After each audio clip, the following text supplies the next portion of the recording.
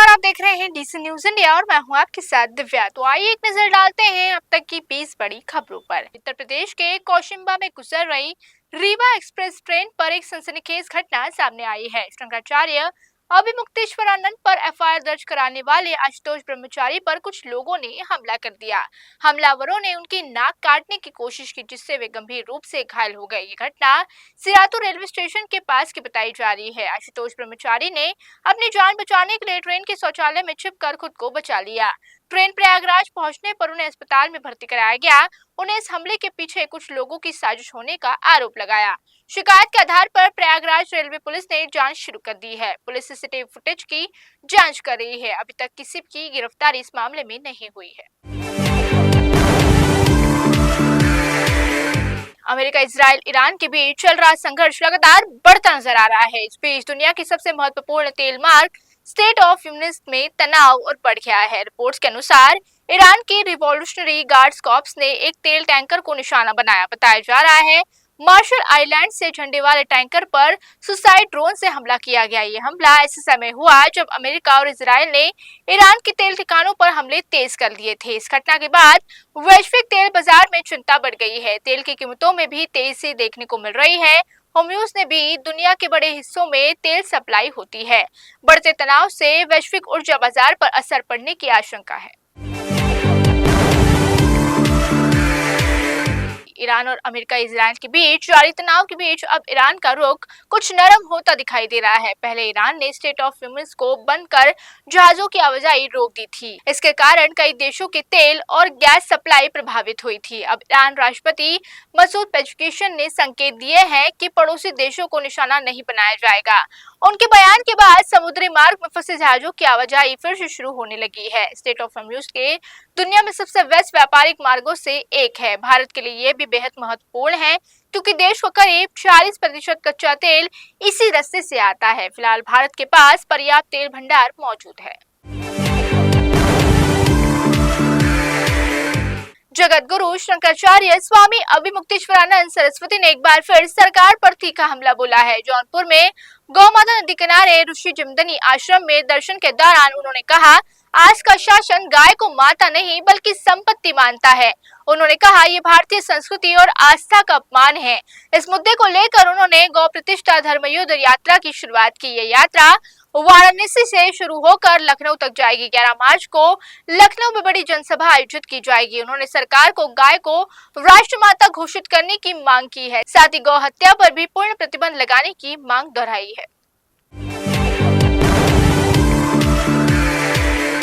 Iran Israel युद्ध के कारण दुबई में फंसे महाराष्ट्र के पर्यटकों को सुरक्षित वापस लाने के प्रयास जारी है। इसके लिए आईपीएफ मां हेल्पलाइन नाम की विशेष सेवा शुरू की गई है। इस हेल्पलाइन के जरिए अब तक 500 से ज्यादा पर्यटकों को भारत वापस लाया जा चुका है। एक ही दिन में 1200 से अधिक लोगों को मदद के लिए संपर्क किया गया। हेल्पलाइन यूएई के 5 शहरों में 20 से अधिक स्वयंसेवकों की टीम द्वारा 24 घंटे संचालित की जा रही है। यात्रियों को रहने, खाने, दवाइयों और परिवहन की सुविधा भी दी जा रही है। महाराष्ट्र के मुख्यमंत्री देवेंद्र फडणवीस ने इस पूरे मामले पर नजर बनाए हुए हैं। भारतीय दूतावास और एयरलाइंस के साथ ही समन्वय किया जा रहा है। शिवसेना उद्धव बाळासाहेब ठाकरे गुट ने ईरान इजराइल युद्ध पर तीखी टिप्पणी की है। पार्टी के मुखपत्र सामना में प्रकाशित लेख में अमेरिका और इजराइल की नीतियों को आलोचित किया गया है। लेख में कहा गया कि युद्ध वैश्विक राजनीति और आर्थिक हितों से जुड़ा हुआ है और भारत की भूमिका को लेकर भी सवाल उठाए गए। संजय राउत ने लिखा कि दुनिया के शक्तिशाली देश अपने हितों के लिए युद्ध का सहारा लेते हैं। लेख में यह भी कहा गया कि युद्ध के बावजूद ईरान झुकने को तैयार नहीं।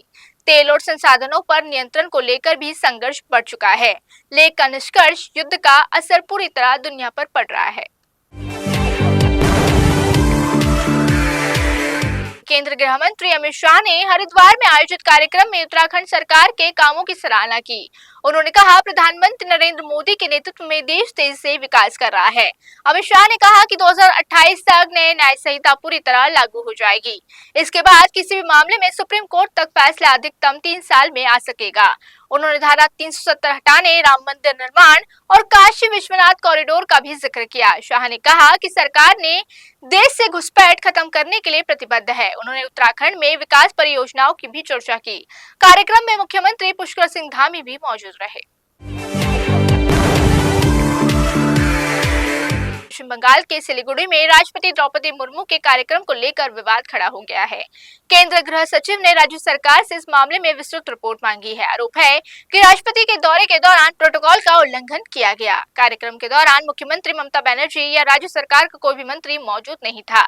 बीजेपी ने इसे राष्ट्रपति का अपमान बताया, तो वही टीएमसी ने आरोपों को खारिज करते हुए उनका कहना है कि कार्यक्रम एक निजी संगठन द्वारा आयोजित किया जा रहा था। इस मामले को लेकर केंद्र और राज्य सरकार के बीच सियासी टकराव बढ़ गया है। बिहार की राजनीति में इन दिनों काफी गर्माती हुई नजर आ रही है। मुख्यमंत्री नीतीश कुमार के सीएम पद छोड़ने के ऐलान के बाद नए समीकरण बन रहे हैं। इस बीच उनके बेटे निशांत कुमार आज जेडीयू में शामिल होकर अपने राजनीतिक करियर की शुरुआत करने जा रहे हैं। बताया जा रहा है चंपारण में अपनी सियासी शुरुआत वे करेंगे। उप मुख्यमंत्री पद का संभावित दावेदार भी माना जा रहा है। वही नीतीश कुमार समृद्धि यात्रा पर निकलने वाले हैं। ये यात्रा 10 मार्च से शुरू होकर कई जिलों में जाएगी। बिहार की राजनीति में इन घटनाओं को काफी अहम माना जाता है। कि अमेरिकी राष्ट्रपति डोनाल्ड ट्रंप ने ईरान पर हमलों के बीच ब्रिटेन के रुख पर नाराजगी जताई है। ट्रंप ने ब्रिटेन के प्रधानमंत्री की स्टारमर पर निशाना साधते हुए कहा कि युद्ध जीतने के बाद शामिल होने वालों की जरूरत नहीं है। उन्होंने कहा ब्रिटेन अब मिडिल ईस्ट में विमान वाहक पोत भेजने पर विचार कर रहा है। इससे पहले स्टारमर ने कहा था कि ईरान पर सीधे हमले किए जाने कानूनी आधार पर नहीं देखा होगा। ब्रिटेन के रक्षा मंत्रालय ने भी कहा कि अमेरिकी विमान ब्रिटिश ठिकानों पर उपयोग कर रहे हैं। दोनों देशों के बीच इस मुद्दों पर मतभेद सामने आए हैं। इससे अंतर्राष्ट्रीय राजनीति में नई बहस शुरू हो गई है। उत्तर प्रदेश के उप मुख्यमंत्री केशव प्रसाद मौर्य ने हेलीकॉप्टर में शनिवार को तकनीकी खराबी आई थी। वह लखनऊ के लाईमार्स मैदान में कौशाम्बी के लिए रवाना हुए थे। उड़ान भरने से कुछ ही देर बाद हेलीकॉप्टर के केबिन में धुआं भरने लगा था। स्थिति को देखते हुए पायलट ने तुरंत लखनऊ एयरपोर्ट पर इमरजेंसी लैंडिंग का फैसला किया। हेलीकॉप्टर को सुरक्षित उतारा गया और बड़ा हादसा टल गया। उस समय हेलीकॉप्टर में पायलट के साथ एक सहयोगी और पीएसओ भी मौजूद थे। घटना के बाद अधिकारियों में हड़कंप मच गया। फिलहाल हेलीकॉप्टर की तकनीकी जांच की जा रही है। उप मुख्यमंत्री सुरक्षित है। लखनऊ में बिहार के मौलाना अब्दुल्ला सालिम के बयान को लेकर विवाद बढ़ गया है। आरोप है कि उन्होंने मुख्यमंत्री योगी आदित्यनाथ की मां पर आपत्तिजनक टिप्पणी की थी। इस बयान के बाद राजधानी में कई संगठनों ने विरोध प्रदर्शन किया। हथरजगंज में इलाके में विरोध स्वरूप कई होल्डिंग्स भी लगाए गए। इन पोस्टरों में मौलाना के खिलाफ सख्त कार्रवाई की मांग की गई। 7 मार्च को अटल चौराहा पर युवाओं ने प्रदर्शन करते हुए उनका पुतला भी फूंका था। प्रदर्शनकारियों ने नारेबाजी करते हुए कार्रवाई की मांग की है। सोशल मीडिया पर वायरल वीडियोस के बाद ये मामला तेजी से चर्चा में आ गया। फिलहाल प्रशासन पूरे मामले पर नजर बनाई हुई है। बिहार के मुख्यमंत्री नीतीश कुमार के राज्यसभा जाने की खबरों में सियासत गर्मा गई है। आरजेडी नेता और पूर्व मुख्यमंत्री राबड़ी देवी ने इस पर प्रतिक्रिया देते हुए बीजेपी पर आरोप लगाया। उन्होंने कहा बीजेपी ने नीतीश कुमार को राज्यसभा भेजकर उन्हें मुख्यमंत्री पद से हटाने की साजिश रची है। राबड़ी देवी ने कहा कि नीतीश कुमार को बिहार नहीं छोड़ना चाहिए। इससे पहले तेजस्वी यादव ने भी इसी तरह के आरोप लगाए थे। उनका कहना है कि बीजेपी चुनाव जीतने के बाद नेतृत्व बदलना चाहती है। बिहार में 16 मार्च को राज्यसभा चुनाव होने वाले हैं। ऐसे में ये मुद्दा राजनीतिक बहस का विषय बन चुका है। शिवसेना यूपीटी की सांसद प्रियंका चतुर्वेदी ने पश्चिम बंगाल में मतदान सूची विवाद को लेकर चुनाव आयोग पर सवाल उठाए हैं। उन्होंने कहा आईसीआर की आड़ में भाजपा का एजेंडा चल रहा है। उनके अनुसार ये लोकतांत्रिक मूल्यों को कमजोर करने की कोशिश है। प्रियंका चतुर्वेदी ने आरोप लगाया कि भाजपा संवैधानिक खामियों का इस्तेमाल कर सत्ता हासिल करने की कोशिश करती आई है। उन्होंने कहा कई राज्यों में इसी तरह के विवाद भी सामने आए हैं। साथ ही केंद्रीय एजेंसियों के इस्तेमाल पर उन्होंने सवाल उठाए। सांसद ने पूछा अगर मतदान सूची में नाम गलत थे तो वे पहले से शामिल क्यों नहीं हुए। इस बयान के बाद राजनीतिक बहस और भी बढ़ गई है। रीवा एक्सप्रेस ट्रेन में आशुतोष ब्रह्मचारी पर हुए हमले के बाद विवाद और भी बढ़ गया है। आशुतोष पर इस हमले के पीछे शंकराचार्य स्वामी अविमुक्तेश्वरानंद का हाथ होने का आरोप लगाया गया। हालांकि शंकराचार्य ने इन आरोपों को खारिज कर दिया है। उन्होंने कहा पूरे मामले की निष्पक्ष जांच होनी चाहिए। आशुतोष का कहना है गाजियाबाद से प्रयागराज जाते समय उन पर धारदार हथियार से हमला किया गया। घटना के बाद फतेहपुर पर सिरादू स्टेशन के बीच वे बताई जा रही है। हमले के बाद उन्होंने ट्रेन के टॉयलेट में खुद को बंद कर अपनी जान बचा ली और आगे की जांच जारी है।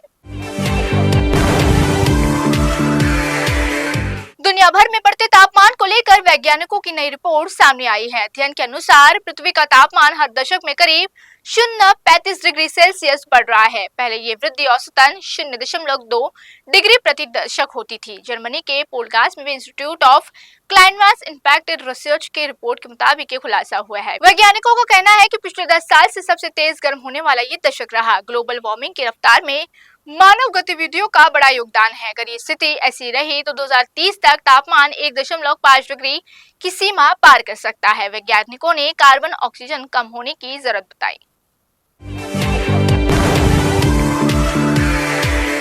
मध्य प्रदेश के छिंदवाड़ा जिले में कोल्ड कफ सिरप कांड में जांच तेज हो गई है। इस मामले में एसआईटी ने 2 डॉक्टरों को गिरफ्तार कर लिया। गिरफ्तार डॉक्टरों में अमन सिद्दीकी और डॉक्टर एसआर ठाकुर शामिल है। इससे पहले इस मामले में 11 आरोपियों की गिरफ्तारी हो चुकी है। इस जहरीली कफ सिरप के सेवन से 26 मासूमों की मौत हो गई थी। जांच में सामने आया कि दवा में खतरनाक केमिकल मौजूद था। आरोप है कि डॉक्टरों के कमीशन और लालच में ये दवा दिखाई गई है। हाईकोर्ट ने इस मामले को गंभीर बताया है। पुलिस पूरे मामले की जांच कर रही है। लोकसभा में विपक्ष के नेता राहुल गांधी ने भारत अमेरिका व्यापार समझौते की कड़ी आलोचना की है।